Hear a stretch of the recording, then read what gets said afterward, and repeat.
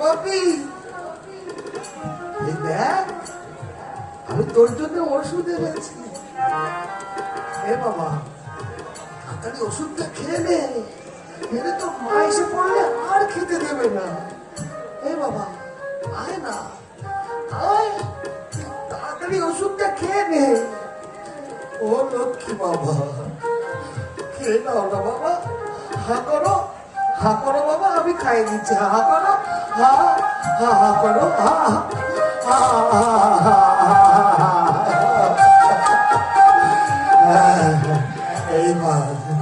এবার তুমি নিশ্চয়ই ভালো হয়ে যাবে, তাই না বাপি? জানিস বাপি,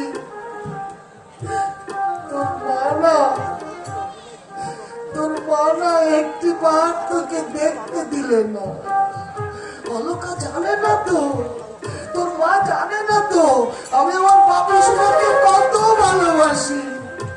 এ বাবা রে, তুই একবার চুপে চুপে উঠে আয় না, আয় না বাবা। এ বাবা, আয় না, তোকে এই বুকটাকে নিয়ে আমার এই বুকটা একটু জুড়বো। এ বাবা, আয় না বাবা, আয় না। এ বাবা, আয় না, কেউ দেখতে পাবে না। আয় না বাবা, কেউ দেখতে পাবে না। এ বাবা, আয় না। ওই যা পল্টু আমার পাখি হয়ে ওই আকাশে উড়ে যায়। না না না না, ওই তো পাখি কাছে চড়ে বসে আছে। এ বাপি, বাপি, নেমে আয়, নেমে আয় না, পড়ে যাবি তো। এ বাবা, নেমে আয় না বাবা, পড়ে যাবি। আয় না,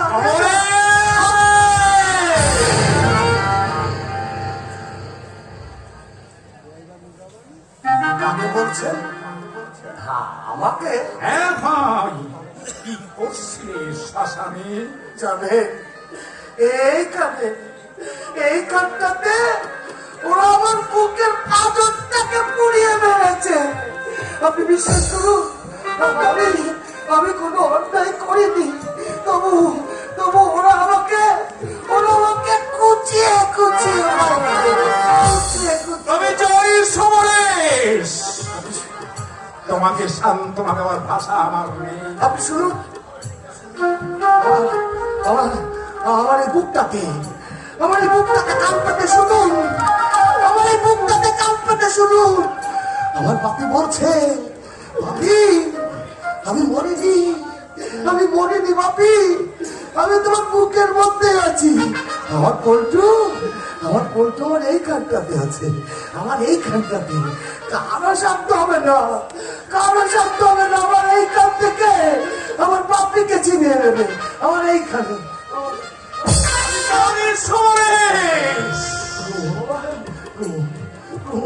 কাঁদলে কি আর পুরোকে ফিরে পাবে ভাই? যে যায় কখনো আর ফিরে আসে না, এটাই তো পৃথিবীর নিয়ম। তার চেয়ে বাড়িতে চলো। বাড়ি? কার বাড়ি? কেন, তোমার শ্বশুর বাড়ি।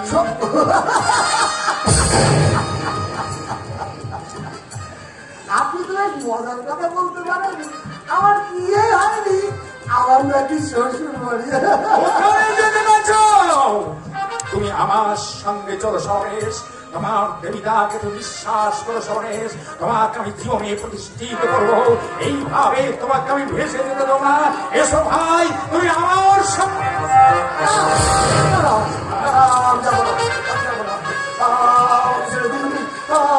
ওখানে গেলে ওরা আমাকে মেরে ফেলবে, আমি যাবো না। আমার বন্ধুকে ওরা কুচিয়ে মেরেছে, আমাকে মেরে ফেলবে, আমি যাবো না। আমাকে ছেড়ে দিন।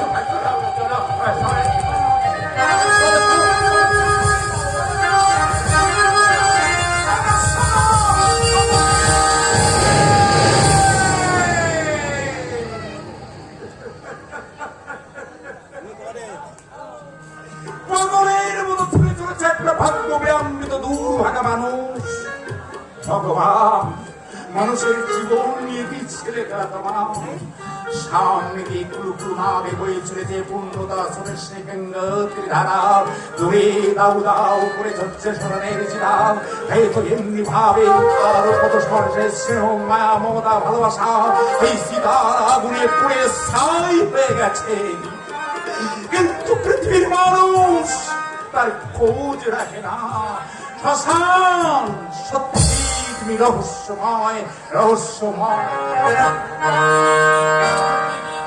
তুমি ভীষণ সেন্টিমেন্টাল আলোকা।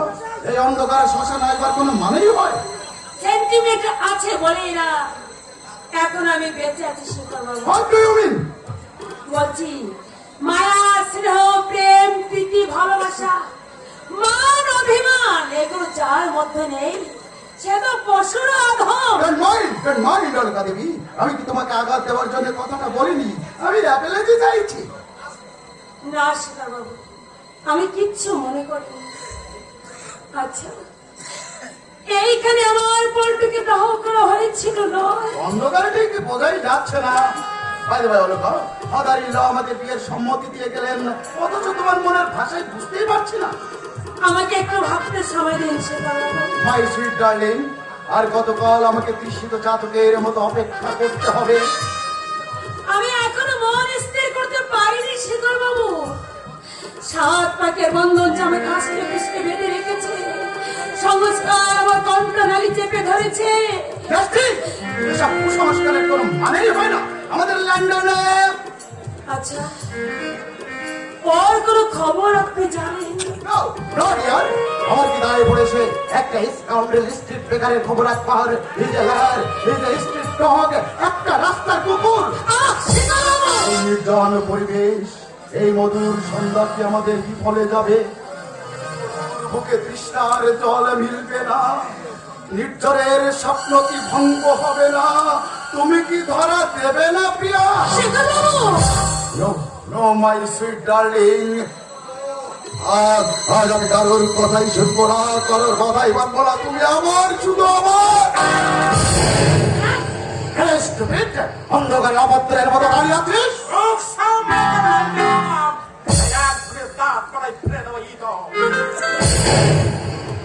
আর এসে মানুষের মনে জিতাকে বৈরাগ্য আর তোমরা এসেছো জানোয়ারের মতো দেখে চাওয়াটাতে আপনি ভদ্র ভদ্রভাবে তোমাদের সঙ্গে কোনো ভদ্র মহিলার সামনে ইতনের মতো হাসতে আপনার লজ্জা করছে না?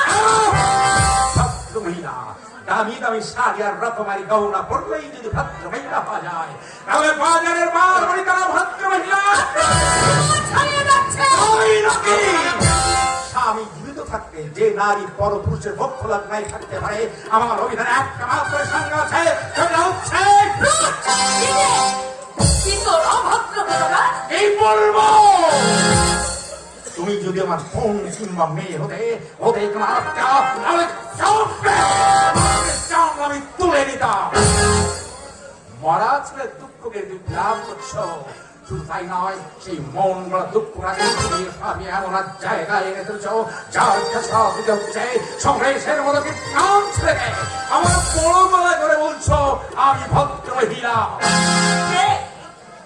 আপনি আমার পরিচয় বলে তুমি সুখী হবে না। আমার নাম দেবী লাহা। How strange! তুমি দেবী লাহা? এস ম্যানেজার আর barrister Yes, London 15 years. Hotel বয়ের কাজ করেছো, ইজ ইট নট? তুমি একটা থুতু। আর একটা কথা বললে মুখের জিওগ্রাফি পাল্টে হইত। একটা মেয়ের দুর্বলতার সুযোগ নেই রন্ধ্রপথের সঙ্গে প্রবেশ করতে তোমাকে আমি জান্ত মারতে হতে হলো বাদি দুটো টাকা। আপনাকে আমি সাবধান করে দিচ্ছি দেবী বাবু, আমার ব্যক্তিগত কাজে আপনি নাক গলাতে আসবেন না। আমি কিন্তু আপনার প্রজা নই। জমিদারি মেজাজা নীল রক্ত শুধু আপনার দেহে নয় আমার দেহ আছে। আসামানে ভাষা আমি কিন্তু কিছুতেই সহ্য করব না। উত্তেজনার বসে যদি কোনো অশালীন ভাষা আমি ব্যবহার করি তার জন্যে আমি আন্তরিকভাবে বিশ্বাস করবো। সমবেশ দেখে আত্মমালিক নীতিমানে আমি মনের ভারসাম্য হারিয়ে ফেলেছিলাম। আমি তোমাকে ছোটবেলায় দেখেছি অলকা, শান্ত স্নিগ্ধ একটা মিষ্টি মেয়ে। আমার অনুরোধ অলকা, ওই সমবেশকে না! অলকা, আগে যদুবার সংসার ছিল, এখন আর আমার কোনো দ্বিধা নেই। আপনাদের নীতিবাদী লোকদের চোখে আঙুল দিয়ে দেখিয়ে দিতে চাই, এই যুগের মেয়েরা আর পড়ে পড়ে মার খাবে না, নিষ্কারণ অত্যাচার করার মুখ মধ্যে সহ্য করবে না। সমরেশ অত্যাচার করেছে। অত্যাচার কি শুধু দৈহিক প্রেরণে হয়, আর অন্য কোনো রূপ নেই? ইয়েস ইয়েস মাই ডার্লিং, আমাদের লন্ডনে এই, চুপ করো আজকে। বলো, বলো অলকা। বারবার আমার ব্যক্তি সত্তার অপমান করেছে আপনাদের সেই তথাকথিত ভদ্রলোক। অলকা, এমনকি ওই বস্তিতে রক্ষিত যা তো সব কথা। আগামী 10 মাস এর সঙ্গে আপনার সাধারণ নিমন্ত্রণ রইল। হ্যাঁ, দেবী প্রসাদ বাবু, আপনাদের সে মান্দাত আমলের কুসংস্কারকে ভেঙে গড়িয়ে দিয়ে আমি ছিন্ন করব আমার 7 পাকের বন্ধন।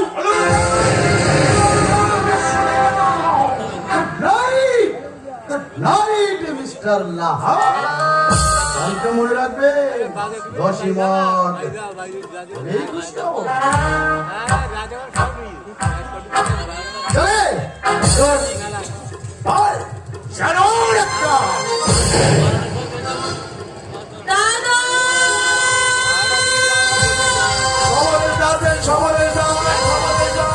এই অন্ধকার শ্মশানে কারা খুঁজছে সমরেশকে?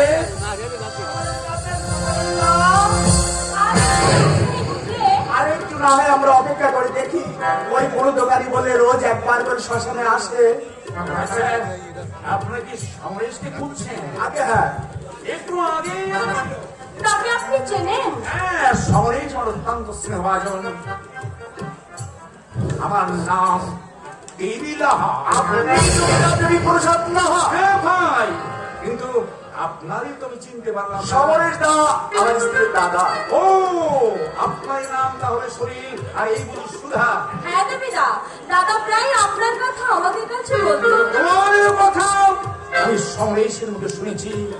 শরীরকে ডাক্তার শরীর কাছে নিয়ে যেতে আমি পরামর্শ দিয়েছিলাম সমরেশকে। কিন্তু আপনি এখানে বাবাকে শ্মশানে সৎকার করেছি।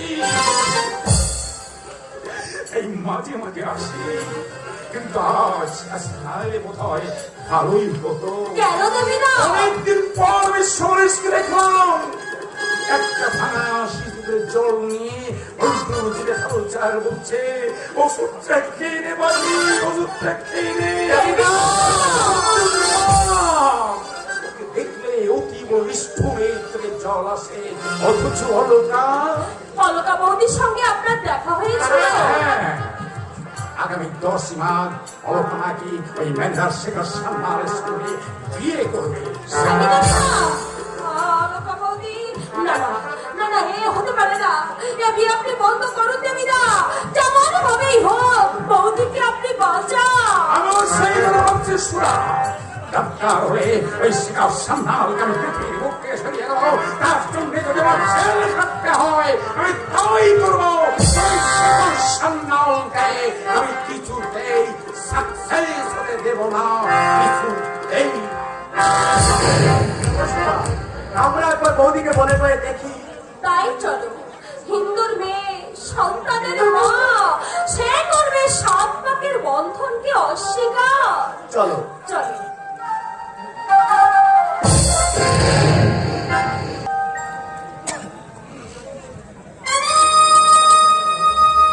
শামসুদ্দা কতজন আছিস তোরা? আগে বাবু ভাই যাও। যা, ধান কাটা আরম্ভ করে দে। বলছেন করে বাবু, ওদিকে যে বিপিন ধারী লাঠি নিয়ে যে পড়া দিচ্ছে, যদি দাঙ্গা হাঙ্গামা করে, ওরাও লাগাবি? যদি খুন খারাপ হয়। আচ্ছা না ভাই কি, আমি তো আছি। এখন বলছেন বটে, যদি একটা লাশ থাকলে তখন আপনার করবো তাই পাওয়া যাবে না। বড় লোককে নিজে বা জানাতে হবো, মাঠে লাগিয়ে ছড়ে পড়ে। এই রতন, তুই বেটা আমাকে সেরকম ভাবিস নাকি? শোন, বড় লোকটারও রকম ফেরত আছে, বুঝেছিস? এটা তো আপনার মুখে শোনা হয় না বাবু। মানে? এটা বলতে আপনার একমাত্র রাধা বাবু আর দ্বিতীয় জামাই বাবু। কি বলতে চাস তুই? জামাই বাবু শুধু টাকা দেবার সম্পত্তি রক্ষা করেনি, আর বলে চিকিৎসার ব্যবস্থা করেছি। এই লোকটাকে আমি বাঁচাতে পারতাম না। হ্যাঁ, পরের ধানে পদ্মারি ও আমিও করতে পারি, বুঝেছিস? তাদের মুখের ভাড়া চাই। ওই কাজ করে রাখলো আপনার সাথে চোখ বুঝে রাধা বাবু আর জামাই বাবু সে রাত্রায় গ্রামটাকে বাঁচিয়ে দিয়েছিলেন। ধান ভাঙতে শিবের কি বেটা চাষার আর কত বুদ্ধি হবে? এই, সমাবেশ কি যেতে চাইছিলাম, আমি তোকে জোর করে পাঠালাম। হ্যাঁ, কি আছে? এই যে এইখানে দাঁড়িয়ে দাঁড়িয়ে তো গুলটানি বাচ্চা, ওদিকে যে দেবী লাহার গোপুরটা পায়তারা করছে সে খেয়াল আছে? তাকে সারিয়ে পড়া মেয়ে মানুষ উপযুক্ত জবাব দিতে পারত না। এবার আস্ফলন দেখলে পিত্তি চলে যায়। থাকতো যদি আর দুর্গা সংকট না দেখিয়ে দিল কত থানে কত চাষ। বলি, আরে বলি, তোরা কি মায়ের দুধ খাসনি? লাখের সামনে পিঁপড়ে বেটা লাঠি ঘুরিয়ে বা বন্ধ করে যাবে, আর তোরা লাঠি খাওয়া কুকুরের মতো লাঠি খুঁটিয়ে খাওয়াই। তুই বাঘের বেটা হস, তাহলে বাঘের মতো ঝাঁপিয়ে পড়ে পিঁপড়ে বেটা টুটিটা ছেড়ে দিয়ে আয়। তবে বুঝতে পারতই বাপের বেটা নয়। ভাই ভাই না, কিন্তু যদি কেউ একটা লাশ হয়ে যায় চলে, আমি আছি। তোদের সাথে রাস্তা ওদের কাছে যাবো। তাহলে আপনারা চলুন। বিভিন্ন রক্তের জন্য হয়তো শুধু বিভিন্ন আঘাত খাইনি, আমার খাইছে বিভিন্ন রক্ত লাগে। ঠিক আছে,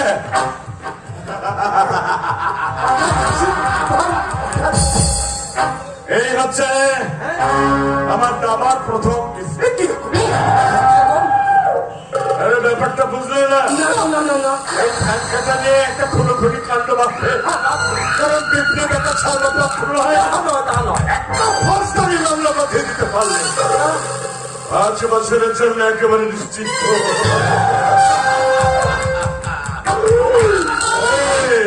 ওদের ধান কাটতে মারা আমি কিন্তু এক বেটাকে মায়ের করে ফেলে যেতে দেবো না। এই বিপ্লব বেটা, ধানের কাজ নাই। তুই তো পাচ্ছিস কেন? সাধুটাকে তুই বাঁচাবে। তুমি ব্যাপারটা বুঝতে পারছো না? দরবারে পাইলট হয়, পরে গিয়ে মাগি গেল। এখনো বলছি রক্ত ফিরে যাইছো, নইলে ওরা তো মরবে, তোমার রক্ত থাকলে বাড়ি ফিরতে হবে। এই, সে কুকুর কামড়ায়, সে কেউ আমার শুধু দেখতে চাচ্ছি বাবুনের মনে দেখে দিতে পারে। আমাদের দেখে লাভ কি রে বেটা? আমাদের দেখে লাভ কি? যদি শান্ত থাকে রক্তটার সঙ্গে ভেঙে যা।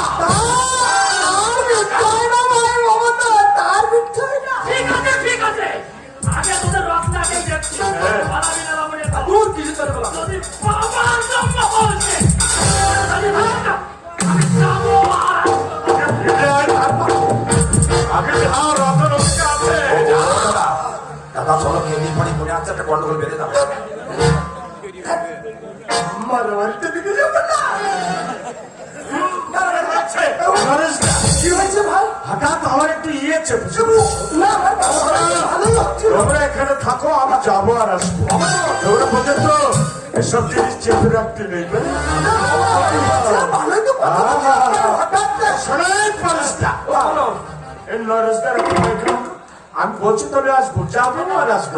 তোমরা চিন্তা করো না।